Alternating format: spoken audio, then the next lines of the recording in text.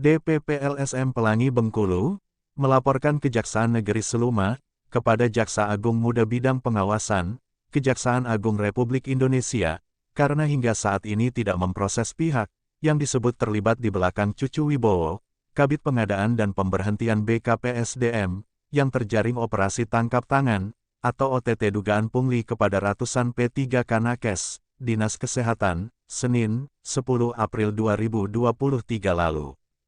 Secara resmi, kami sudah berkirim surat laporan ke Jaksa Agung Muda Bidang Pengawasan, dengan tembusan Kejaksaan Tinggi Bengkulu, Kejaksaan Negeri Seluma, Bupati Seluma, Ketua DPRD Kabupaten Seluma, PLT Kepala BKPSDM dan Kadinkes Seluma, Pemimpin Redaksi Tribunbengkulu.com Seluma, Pemimpin Redaksi Interaktif News, dan Pemimpin Redaksi Bintang TV.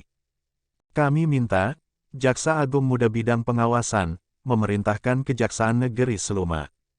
untuk segera memproses yang disebut pihak, yang katanya terlibat di belakang Cucu Wibowo, yang berkas perkaranya sudah dilimpahkan ke PN Tipikor, atau Pengadilan Negeri Tindak Pidana Korupsi, Bengkulu, kata Sekretaris DPP LSM Pelangi, Erlan, kepada Produser Eksekutif Bintang TV, Herudin MDK, Juru Kamera, Marco Melandri, Sabtu, 27 Mei, 2023, di kediamannya, di kawasan Air Sebakul, Bengkulu.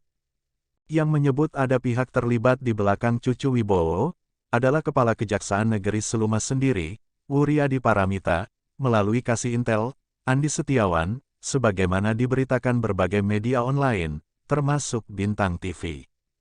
Untuk itu, sebagai bentuk transparansi penegakan hukum, Kejaksaan Negeri Seluma, wajib menjelaskan kepada masyarakat, khususnya pejabat dan kalangan ASN, termasuk memprosesnya berdasarkan hukum yang berlaku, siapa yang dimaksud pihak, apakah dari BKPSDM atau Dinkes, karena dugaan pungli disebut-sebut melibatkan dua OPD itu, ujar Erlan, yang juga seorang tokoh masyarakat di Kabupaten Seluma.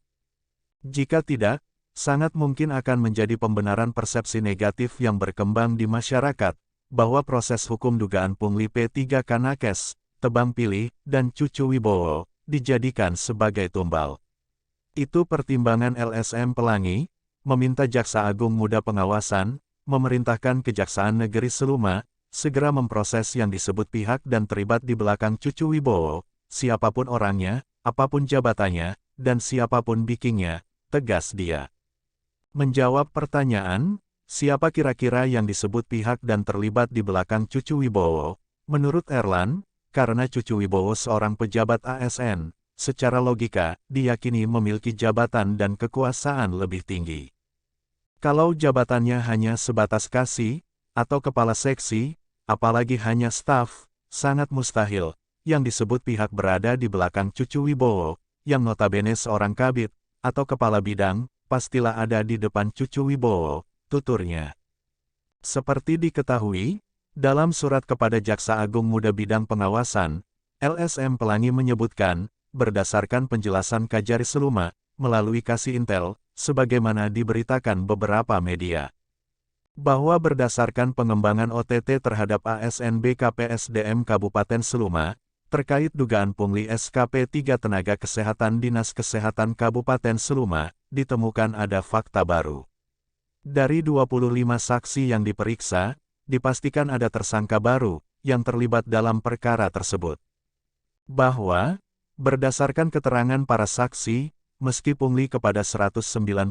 orang P3K Tenaga Kesehatan, Dinas Kesehatan Kabupaten Seluma, benar atas permintaan tersangka Cucu Wibowo, tetapi dapat dipastikan, ada pihak lain terlibat di belakang tersangka, Cucu Wibowo.